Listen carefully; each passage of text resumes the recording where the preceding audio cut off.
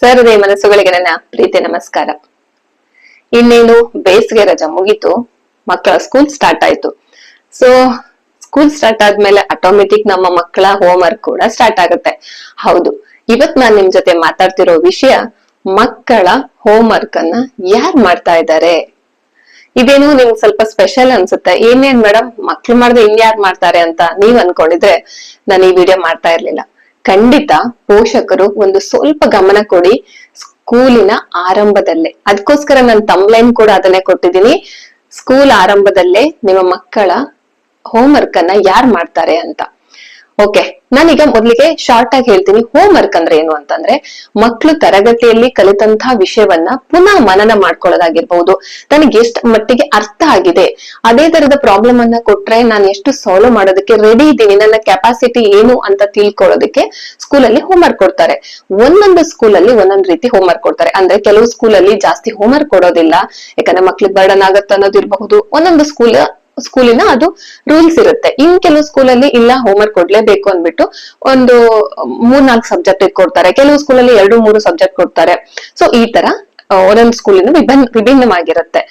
ಆದ್ರೆ ಇಲ್ಲಿ ಇವತ್ ನಾನ್ ಮಾತಾಡ್ಬೇಕಂತಿರೋದು, ಎಷ್ಟಾದ್ರೂ ಹೋಮ್ ವರ್ಕ್ ಕೊಡ್ಲಿ, ಆ ಹೋಮ್ ವರ್ಕ್ ಅನ್ನ ನಮ್ಮ ಮಕ್ಳು ಮಾಡ್ತಿದಾರಾ ಅಥವಾ ಟ್ಯೂಷನ್ ಸೆಂಟರ್ ನಲ್ಲಿ ಟ್ಯೂಷನ್ ಅನ್ನ ಹೇಳ್ಕೊಡ್ತಿರುವಂತ ಟೀಚರ್ ಗಳ ಗೈಡೆನ್ಸ್ ಅಲ್ಲಿ ಮಾಡ್ತಾ ಇದ್ದಾರಾ, ಅಥವಾ ಈಗ ಟೆಕ್ನಾಲಜಿ ಬಂದಿದೆ, AI, ChatGPT ಆಗಿರ್ಬೋದು, ಇಂತ ಹಲವು AI ನ ಬಳಸ್ಕೊಂಡು ನಮ್ಮ ಮಕ್ಳು ಟ್ಯೂಷನ್ ಮಾಡ್ತಿದಾರಾ ಅನ್ನೋದನ್ನ ಮೊದ್ಲು ನಾವು ಗಮನಿಸ್ಬೇಕು. ಹೌದು, ಯಾಕೆ ಅಂದ್ರೆ ನಾನೊಂದು ಉದಾಹರಣೆ ಹೇಳ್ತೀನಿ. ಇವಾಗ ಈ ಪ್ರಾಬ್ಲಮ್ ಅನ್ನ ನೀವು ಕೂಡ ಫೇಸ್ ಮಾಡ್ತಾ ಇರ್ಬೋದು. ಏನು ಅಂತಂದ್ರೆ, ನಾನು ಇವಾಗ ನನ್ ಮಗಳದ್ದು ಲಾಸ್ಟ್ ಇಯರ್ ಸ್ಕೂಲಿಗೆ ಸೇರಿಸಿದಾಗ ತುಂಬಾ ಹೋಮ್ ವರ್ಕ್ ಕೊಡ್ತಾ ಇದ್ರು. ಎಷ್ಟು ಮಟ್ಟಿಗೆ ಹೋಮ್ ವರ್ಕ್ ಅಂತಂದ್ರೆ, ರಾತ್ರಿ 12 ಗಂಟೆ ತನಕ ಬರೆದ್ರು ಮುಗಿಯೋದಷ್ಟು ಹೋಮ್ ವರ್ಕ್ಸ್ ಇರೋದು. ಅಂದ್ರೆ ವೀಕೆಂಡ್ ಅಲ್ಲಿ ಜಾಸ್ತಿ, ವೀಕ್ ಡೇಸ್ಗಿಂತ. ಸೊ ಏನು ಅಂತ ಇಷ್ಟೊಂದು ಹೋಮ್ ವರ್ಕ್ ಏನಿರುತ್ತೆ ಅಂತ ಚೆಕ್ ಮಾಡಿದಾಗ, ಅದು ಪಾಠಕ್ಕೆ ಸಂಬಂಧ ಪಡದೆ ಇರುವಂತ ಕ್ವಶನ್ಸ್ ಗಳಿದ್ದು. ಅಂದ್ರೆ ಅವರೇ ಅನಲೈಸ್ ಮಾಡಿ ಥಿಂಕ್ ಮಾಡಿ ಬರೆಯುವಂತ ಕ್ವಶನ್ಸ್ ಗಳು. ನೀವ್ ಕೇಳ್ಬೋದು, ಒಳ್ಳೇದಲ್ವಾ ಮೇಡಮ್, ಗುಡ್ ಅಲ್ವಾ ಅಂತ. ಕರೆಕ್ಟ್. ಆದ್ರೆ ಅದನ್ನ ಸ್ಕೂಲಲ್ಲಿ ಕೂಡ ಅವರು ಅದ್ರ ಬಗ್ಗೆ ಒಂದು ಸ್ವಲ್ಪನೂ ಅರಿವು ಕೊಟ್ಟಿರಲ್ಲ, ಅಂದ್ರೆ ಅದ್ರ ಬಗ್ಗೆ ಗೈಡೆನ್ಸ್ ಕೊಟ್ಟಿರಲ್ಲ. ಹಾಗೆ ಮತ್ತೇನೇನ್ ಮಾಡ್ತಾರೆ, ಮಕ್ಳಿಗೆ ಸ್ವಲ್ಪ ಅದನ್ನ ಯಾವ ತರ ಅಂತ ಸ್ವಲ್ಪನೂ ಅದ್ರ ಬಗ್ಗೆ ವಿಷಯವನ್ನ ಹೇಳಿರೋದಿಲ್ಲ. ನಮ್ಗೆ ಕೆಲವ್ರು ಎಲ್ರಿಗೂ ಹೇಳ್ಕೊಡೋದಕ್ಕೆ ಬರೋದಿಲ್ಲ. ಆವಾಗ ಮಕ್ಳು ಯಾರ ಮೇಲೆ ಡಿಪೆಂಡ್ ಆಗ್ತಾರೆ ಅಂದ್ರೆ, AI, ChatGPT ನ ಹುಡುಕ್ತಾರೆ. ಅಲ್ಲಿ ಏನಿದೆಯೋ ಅದನ್ನ ಹಾಗೆ ಬರ್ಕೊಂಡು ಹೋಗ್ತಾರೆ.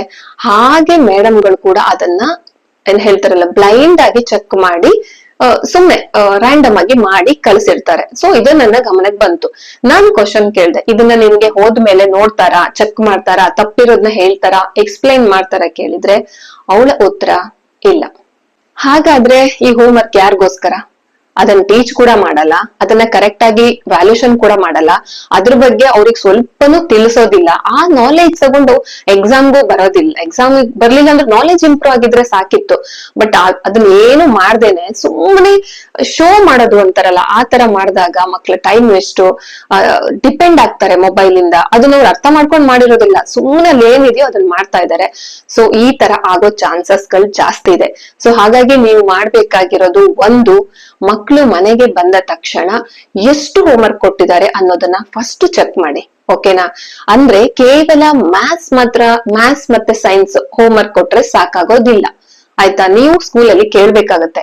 ಲ್ಯಾಂಗ್ವೇಜ್ ಕೂಡ ಇಂಪಾರ್ಟೆನ್ಸ್. ಅದಕ್ಕೆ ಇಂದಿನ ಮಕ್ಕಳಿಗೆ ಲ್ಯಾಂಗ್ವೇಜ್ ಡಿಫಿಕಲ್ಟ್ ಆಗ್ತಿರೋದ್ ರೀಸನ್ ಕೂಡ ಹೋಮ್ ವರ್ಕ್ ಅನ್ನ ಜಾಸ್ತಿ ಕೊಡೋದಿಲ್ಲ. ಅದು ಕನ್ನಡ, ಅದು ಹಿಂದಿ, ಇದು ಇಂಗ್ಲಿಷ್ ಬಿಡು ಅನ್ನೋ ನೆಗ್ಲಿಜೆನ್ಸಿ. ಬರೀ ಮ್ಯಾಥ್ಸ್ ಸೈನ್ಸ್ ಮಾತ್ರ ಇಂಪಾರ್ಟೆನ್ಸ್ ಕೊಡ್ತಾರೆ. ಎಲ್ಲವನ್ನ ಸ್ವಲ್ಪ ಸ್ವಲ್ಪ ಕೊಡ್ಬೇಕಾಗತ್ತೆ. ಓದೋದಾಗಿರ್ಬೋದು, ಕ್ರಿಯೇಟಿವಿಟಿ ಆಗಿ ಹೋಮ್ ವರ್ಕ್ ಅನ್ನ ಕೊಡ್ಬೇಕಾಗತ್ತೆ. ಅದನ್ನ ನಾವು ಸ್ಕೂಲಲ್ಲಿ ಮಾತಾಡ್ಬೇಕಾಗತ್ತೆ. ಒಂದು, ಸ್ಕೂಲಿಂದ ಮಗು ಮನೆಗ್ ಬಂದ ತಕ್ಷಣ ಎಷ್ಟು ಹೋಮ್ ವರ್ಕ್ ಕೊಟ್ಟಿದ್ದಾರೆ ಅಂತ ಚೆಕ್ ಮಾಡಿದ್ಮೇಲೆ, ಅದು ಮಗು ತಾನಾಗಿ ಹೋಮ್ ವರ್ಕ್ ಅನ್ನ ಮಾಡ್ತಾ ಇದೆಯಾ ಅಥವಾ ಟ್ಯೂಷನ್ ಸೆಂಟರ್ ಸೇರಿಸಿದಾಗ ಅಲ್ಲೊಂದು ಪ್ರಾಬ್ಲಮ್ ಆಗುತ್ತೆ. ನಾನು ಎಲ್ಲಾ ಟ್ಯೂಷನ್ ಸೆಂಟರ್ ವಿಷಯವನ್ನ ಇಲ್ಲಿ ಮಾತಾಡ್ತಾ ಇಲ್ಲ. ಕೆಲವು ಟ್ಯೂಷನ್ ಸೆಂಟರ್ ನಲ್ಲಿ ಏನ್ ಮಾಡ್ತಾರೆ, ಮಕ್ಕಳ ಹೋಮ್ ವರ್ಕ್ ಮಾಡೋದಕ್ಕಂತಾನೆ ಕೆಲವು ಪೇರೆಂಟ್ಸ್ ಸೇರ್ಸಿರ್ತಾರೆ. ನಮಗ್ ಗೊತ್ತಾಗೋದಿಲ್ಲ ಹೋಮ್ ವರ್ಕ್ ಮಾಡೋದಕ್ಕೆ, ಮಕ್ಳಿಗೆ ಸ್ವಲ್ಪ ಹೇಳ್ಕೊಡಿ ಸಾಕು ಹೋಮ್ ವರ್ಕ್ ಮಾಡ್ಸಿದ್ರೆ ಅಂತ ಹೇಳ್ತೀರಾ. ಆದ್ರೆ ನಾವ್ ಇಲ್ಲೇ ಕೂಡ ತಪ್ಪು ಮಾಡ್ತಾ ಇರೋದು ಏನು ಗೊತ್ತಾ, ನಮ್ಮ ಮಕ್ಕಳ ಹೋಮ್ ವರ್ಕ್ ಅನ್ನ ಅವರಲ್ಲಿ ಅರ್ಥ ಮಾಡಿ ಮಾಡಿಸ್ತಾರೋ, ಹಂಗೆ ಸುಮ್ನೆ ಅವ್ರು ಹೇಳ್ಕೊಟ್ಟದನ್ನ ಮಕ್ಳು ಬರ್ಕೊಂಡ್ ಬಂದು ಹೋಮ್ ವರ್ಕ್ ಆಗಿದೆ ಅಂತ ಹೇಳ್ತಾರೋ ನಮಗ್ ಗೊತ್ತಿಲ್ಲ. ಆದ್ರೆ ಅಲ್ಲೂ ಕೂಡ ಅಷ್ಟೇ, ಅರ್ಥ ಮಾಡಿ ಹೋಮ್ವರ್ಕ್ ಮಾಡ್ಸಿದ್ರೆ ಓಕೆ, ಗುಡ್, ಫೈನ್. ಮಗು ಬೇರೆ ಪ್ರಾಬ್ಲಮ್ ಕೊಟ್ರು ಸಾಲ್ವ್ ಮಾಡ್ತಿದೆ ಅಂದ್ರೆ ಏನು ಸಮಸ್ಯೆ ಇಲ್ಲ. ಆದ್ರೆ ಅವರು ಗೊತ್ತಲ್ಲ, ಒಳಗಡೆ ಎಲ್ಲ ನಾವೇನು ಹೋಗೋದಿಲ್ಲ, ನೋಡೋದಿಲ್ಲ, ಏನು ಮಾಡೋದಿಲ್ಲ. ಹಾಗಾಗಿ ಮಗು ಹತ್ರ ಕೇಳಿ, ಈ ಹೋಮ್ ವರ್ಕ್ ಅನ್ನ ನಿಮ್ ಮನೆಗ್ ಬಂದ್ಮೇಲೆ ನಾನ್ ಬೇರೆ ಕ್ವಶನ್ ಹಾಕೊಟ್ರೆ ನೀನ್ ಮಾಡುವ ಸಾಮರ್ಥ್ಯ ಇದೆಯಾ ಅಂತ ನಾವು ಚೆಕ್ ಮಾಡ್ಬೇಕಾಗತ್ತೆ. ಇದೊಂದು ಟ್ಯೂಷನ್ ಸೆಂಟರ್ ಅವ್ರು ಕೂಡ ನೀವು ಹೇಳ್ಬೇಕಾಗತ್ತೆ, ಪ್ರತಿಯೊಂದನ್ನ ನೀವೇ ಮಾಡಿಸ್ಬೇಡಿ, ಆ ಮಗುವಲ್ಲೂ ಕೂಡ ಮಾಡಿಸಿ ಅಂತ ಹೇಳಿ. ಓಕೆ, ಇಲ್ಲ ಅಂದ್ರೆ ಏನಾಗುತ್ತೆ ಆಮೇಲೆ ಹೇಳ್ತೀನಿ. ಇನ್ನೊಂದು ಹೇಳ್ದಾಗೆ ChatGPT ಅಂತದ್ನ ಬಳಸೋದು. ಅಲ್ಲಿ ಕ್ವಶನ್ ಕೊಟ್ರೆ ಸಾಕು, ಅದು ಆಸ್ ಇಟ್ ಇಸ್ ಉತ್ತರವನ್ನ ಕೊಡುತ್ತೆ. ಇದು ನಿಮ್ಗೆ ಗೊತ್ತಾಗೋದಿಲ್ಲ. ನಾವ್ ಅನ್ಕೊಂತೀವಿ ನಮ್ ಮಕ್ಳು ಹೋಮ್ವರ್ಕ್ ಮಾಡ್ತಿದ್ದಾರೆ, ಅದನ್ನ ಸಬ್ಮಿಟ್ ಮಾಡ್ತಿದ್ದಾರೆ, ಸ್ಕೂಲ್ ನವ್ರು ಟಿಕ್ ಮಾಡ್ತಿದ್ದಾರೆ, ನಮ್ ಮಗು ಓದ್ತಾ ಇದೆ, ನಮ್ ಮಗು ಚೆನ್ನಾಗ್ ಮಾಡ್ತಾ ಇದ್ದಾನೆ, ನಮ್ ಮಗು ಮಾರ್ಕ್ಸ್ ತೆಗಿತಾ ಇದ್ದಾನೆ ಅಂತ. ಆದ್ರೆ ಎಕ್ಸಾಮ್ ಅಲ್ಲಿ ಮಾತ್ರ ರಿಸಲ್ಟ್ ಬಂದಿರೋದಿಲ್ಲ. ಇದೆಲ್ಲವೂ ಕಾರಣ ಈ ಹೋಮ್ ವರ್ಕ್ ನಾವು ಫಸ್ಟ್ ಚೆಕ್ ಮಾಡ್ಬೇಕಾಗತ್ತೆ. ಈ ಹೋಮ್ ವರ್ಕ್ ಅನ್ನ ಅವರಾಗಿ ಮಾಡ್ದೇನೆ ಈ ತರ ಪ್ರತಿ ಸರಿ ಡಿಪೆಂಡ್ ಆಗ್ತಾ ಬಂದಾಗ ಫೈನಲ್ ಆಗಿ ಅವ್ರಿಗೆ ಏನಾಗುತ್ತೆ, ಭಯ ಆಗತ್ತೆ, ಕನ್ಫ್ಯೂಷನ್ ಆಗತ್ತೆ. ಅರ್ಥ ಆಗದೆ ಮಾಡಿದ್ರೆ ವೇಸ್ಟ್ ಅಲ್ವಾ? ಒಂದ್ ಮಾತು ಬರುತ್ತೆ, ಏನು ಅಂದ್ರೆ ಆಪರೇಷನ್ ಸಕ್ಸಸ್ ಆಗಿದೆ ಆದ್ರೆ ಪೇಷಂಟ್ ಉಳಿದಿಲ್ಲ ಅಂತಾರಲ್ಲ, ಆ ತರ ಆಗತ್ತೆ. ಮಕ್ಳು ಹೋಮ್ ವರ್ಕ್ ಮಾಡಿದ್ದಾರೆ, ಎಲ್ಲ ಆಗಿದೆ, ಆದ್ರೆ ಕೊನೆ ಫೈನಲ್ ಮಾರ್ಕ್ಸ್ ಮಾತ್ರ ಬಂದಿರಲ್ಲ. ರೀಸನ್ ಇದೇ ಆಗಿರುತ್ತೆ. ಪೋಷಕರು ದಯವಿಟ್ಟು ಮಕ್ಕಳ ಹೋಮ್ ವರ್ಕ್ ಅನ್ನ ಗಮನಿಸಿ, ಅದನ್ನ ಯಾರು ಮಾಡ್ತಿದ್ದಾರೆ, ಮಕ್ಳಿಗೆ ಅರ್ಥ ಆಗಿದೆಯಾ ಇಲ್ವಾ ಅನ್ನೋದನ್ನ ನೀವು ಖಂಡಿತ ಚೆಕ್ ಮಾಡ್ಬೇಕಾಗತ್ತೆ. ಅರ್ಥ ಆಗದೆ ಅವ್ರು ರ್ಯಾಂಡಮ್ ಆಗಿ ಸುಮ್ನೆ ಮಾಡ್ತಾ ಇದಾರೆ ಅಂದ್ರೆ ನೀವು ಸ್ಕೂಲಲ್ಲಿ ಹೋಗಿ ನಮ್ ಮಗುಗೆ ಈ ಪಾಠ ಅರ್ಥ ಆಗ್ತಿಲ್ಲ, ಸ್ವಲ್ಪ ಗಮನ ಜಾಸ್ತಿ ಕೊಡಿ ಅಂತನೋ, ಅಥವಾ ಮಗುವಿನ ಏನ್ ಹೇಳ್ತಾರೆ ಯಾಕೆ ಅರ್ಥ ಆಗ್ತಿಲ್ಲ ಅಂತ ಕೂತ್ಕೊಂಡು ಮಾತಾಡೋದು ಇದಕ್ಕೆ ಸೊಲ್ಯೂಷನ್ ಆಗತ್ತೆ. ಹಾಗೆ ಇನ್ ಕೆಲವು ಪೇರೆಂಟ್ಸ್ ಇದಾರೆ, ಮಕ್ಕಳ ಹೋಮ್ವರ್ಕ್ ಅನ್ನ ತಾವೇ ಮಾಡ್ತಾರೆ. ಸೊ ದಯವಿಟ್ಟು ಆತರ ಮಾಡ್ಬೇಡಿ. ನೀವ್ ಹೀಗ್ ಮಾಡ್ತಾ ಮಾಡ್ತಾ ಮಾಡ್ತಾ ಬಂದಾಗ ಮಗುವಿನ ಕ್ರಿಯೇಟಿವಿಟಿ ಹಾಳಾಗುತ್ತೆ. ಮಗು ಹೋಮ್ವರ್ಕ್ ಮಾಡುವಾಗ ತಪ್ಪು ಮಾಡ್ಲಿ, ಒಂದೇ ಸರಿ ಮ್ಯಾಥ್ಸ್ ಆನ್ಸರ್ ಬಂದಿಲ್ಲ ಅಂದ್ರೂ ಪರವಾಗಿಲ್ಲ, ತಪ್ಪು ಮಾಡಿ ಮಾಡಿ ಮಾಡಿ 10ನೇ ಬಾರಿ 11ನೇ ಬಾರಿ ಆದ್ರೂ ಖಂಡಿತ ಅವ್ರಿಗೆ ಆನ್ಸರ್ ಬಂದೇ ಬಂದಿರುತ್ತೆ. ನಾವೇ ಒಂದೇ ಸರಿ ಜಡ್ಜ್ ಮಾಡೋದ್ ಬೇಡ. ಮಗುಗೆ ಏನ್ ಗೊತ್ತಾ, ನಾವು ಮುಳ್ಳೆ ಚುಚ್ಚಬಾರ್ದು ಅಂತ ಹೂವಿನ ಹಾಸಿಗೆನ ಎಷ್ಟು ದಿನ ಹಾಸ್ತೀವಿ? ಮಗು ನಡಿಬೇಕು, ಮುಳ್ಳು ಚುಚ್ಚಿಸ್ಕೋಬೇಕು, ಅದನ್ನ ಫೀಲ್ ಮಾಡ್ಬೇಕು, ಆವಾಗ್ಲೇ ಅದಕ್ಕೆ ನೋವೇನು ಕಷ್ಟ ಏನು ಎಲ್ಲವೂ ಗೊತ್ತಾಗುತ್ತೆ. ನಾವು ಮಾಡೋ ತಪ್ಪು ಒಂದೇ ಒಂದು, ಯಾವ ಕಷ್ಟವೂ ಮಗುಗ್ ಬರಬಾರ್ದು.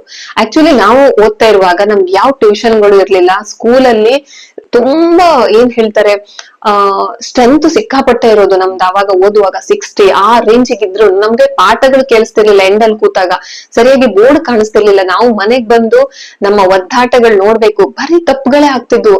ಅಳು ಬರೋದು, ಹೇಳ್ಕೊಡೋರು ಇರ್ಲಿಲ್ಲ, ಯೂಟ್ಯೂಬ್ಗಳು ಇರ್ಲಿಲ್ಲ. ಆದ್ರೆ ತಪ್ಪು ಮಾಡಿ ಮಾಡಿ ಒಂದು ಸರಿ ಆ ಫೈನಲ್ ಆನ್ಸರ್ ಬಂದಾಗ ಮ್ಯಾಥ್ಸ್ ಅಲ್ಲಿ ಆಗೋ ಸಂಭ್ರಮ ಇದೆಯಲ್ಲ, ಅದನ್ನ ಇವಾಗಿನ ಮಕ್ಳು ಅದನ್ನ ಎಂಜಾಯ್ ಮಾಡ್ತಾ ಇಲ್ಲ ಅನ್ಸುತ್ತೆ ನನ್ಗೆ. ಪ್ಲೀಸ್ ತಪ್ಪು ಮಾಡೋದಕ್ಕೆ ಬಿಡಿ, ಎಲ್ಲವನ್ನ ಫೀಡ್ ಮಾಡಬೇಡಿ. ಫೀಡ್ ಮಾಡಿದಷ್ಟು ಮಗು ತನ್ನ ಸ್ವಂತಿಕೆಯನ್ನ ಕಳ್ಕೊಳ್ಳುತ್ತೆ. ಸ್ವಂತಿಕೆ ಯಾವ ಮಗು ಕಳ್ಕೊಳ್ಳುತ್ತೋ ಆ ಮಗು ಕ್ರಿಯೇಟಿವಿಟಿಯಾಗಿ ಯೋಚನೆ ಮಾಡೋದೇ ಇಲ್ಲ. ಮುಂದೊಂದ್ ದಿವಸ ಅದು ಹೇಳ್ತಾರಲ್ಲ, ಸುಮ್ನೆ ಮಾರ್ಕ್ಸ್ ತಗೊಂಡ್ರು ಅದು ಉಪಯೋಗಕ್ಕೆ ಬರೋದಿಲ್ಲ. ಮಕ್ಕಳ ಸ್ಕಿಲ್ ಅನ್ನ ಬೆಳೆಸಿ. ನಾನು ನೆಕ್ಸ್ಟ್ ವಿಡಿಯೋದಲ್ಲಿ ಇದು ಆದ ತಕ್ಷಣ ನೆಕ್ಸ್ಟ್ ವಿಡಿಯೋ ಕ್ರಿಯೇಟಿವ್ ಆಗಿ ಹೇಗೆ ಹೋಮ್ ವರ್ಕ್ ಅನ್ನ ಕೊಡಬಹುದು, ಅದು ನೀವು ಸ್ಕೂಲಲ್ಲಿ ಹೋಗಿ ಕೇಳ್ತಿರೋ ಅಥವಾ ನೀವೇ ಕೊಡ್ತಿರೋ ಅದು ನಿಮ್ಗೆ ಬಿಟ್ಟಿದ್ದು. ಕ್ರಿಯೇಟಿವ್ ಆಗಿ ಹೋಮ್ ವರ್ಕ್ ಅನ್ನ ಹೇಗ್ ಕೊಡಬಹುದು ಅನ್ನೋ ಐಡಿಯಾಸ್ ಅದನ್ನ ನೆಕ್ಸ್ಟ್ ವಿಡಿಯೋದಲ್ಲಿ ಬಿಡ್ತೀನಿ. ಹಾಗೆ ಮುಂದಿನ ವಿಡಿಯೋದಲ್ಲಿ ಕೂಡ ಇಂತ 10 ಹಲವು ವಿಚಾರಗಳನ್ನ ನಿಮ್ ಜೊತೆ ಮಾತಾಡ್ತೀನಿ. ಪ್ಲೀಸ್ ದಯವಿಟ್ಟು ಮಕ್ಕಳ ಹೋಮ್ ವರ್ಕ್ ಅನ್ನ ಚೆಕ್ ಮಾಡ್ತಾ ಇರಿ, ಡೈರಿಯನ್ನ ಚೆಕ್ ಮಾಡ್ತೀರಿ.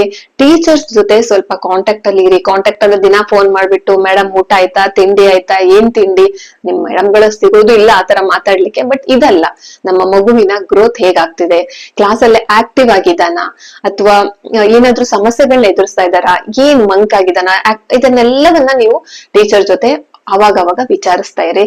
ಸೊ ಕೇವಲ ಮಾರ್ಕ್ಸ್ ತೆಗೆಯೋ ಒಂದು ಯಂತ್ರವನ್ನಾಗಿ ನಮ್ಮ ಮಕ್ಕಳನ್ನ ಮಾಡೋದು ಬೇಡ.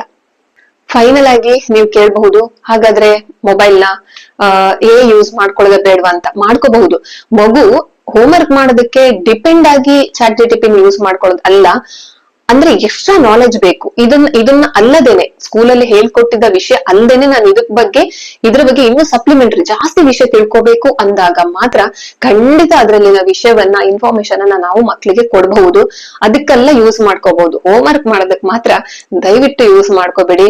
ಎಷ್ಟು ಬೇಗ ಕೆಲ್ಸ ಆಗುತ್ತೋ. ಈಗ ಅಷ್ಟೇ ಅಪಾಯನೂ ಇದೆ. ಎಷ್ಟು ಸ್ಮಾರ್ಟ್ ಆಗಿ ಇವರು ಮೊಬೈಲ್ ಯೂಸ್ ಮಾಡ್ತಾರೋ ಅಷ್ಟೇ ಅಪಾಯ ಕೂಡ ಇದೆ. ಮಗುವಿನ ಮೊಬೈಲ್ ಕೊಟ್ಟ ಮೇಲೆ ಗಮನಿಸಿ, ಅದು ಹೋಮ್ ವರ್ಕ್ ಮಾಡ್ತಿದ್ಯಾ, ಬೇರೆ ಏನೋ ಸರಳ ಮಾಡ್ಕೊಂತಿದಾನ ಅನ್ನೋದನ್ನ ನೀವು ಗಮನಿಸ್ಲೇಬೇಕು. ಸೊ ಇದು ಇವತ್ತಿನ ವಿಷಯ ಆಗಿರುತ್ತೆ. ಮತ್ತೆ ಮುಂದಿನ ವಿಷಯದಲ್ಲಿ ಸಿಗೋಣ. ಈ ಮಾಹಿತಿ ನಿಮ್ಗೆ ಉಪಯುಕ್ತ ಆಗಿದೆ ಅನ್ಸಿದ್ರೆ ಕಮೆಂಟ್ ಮಾಡೋದನ್ನ ಮರಿಬೇಡಿ. ಮತ್ತೆ ಸಿಗೋಣ ಮುಂದಿನ ವಿಡಿಯೋದಲ್ಲಿ. ನಮಸ್ಕಾರ.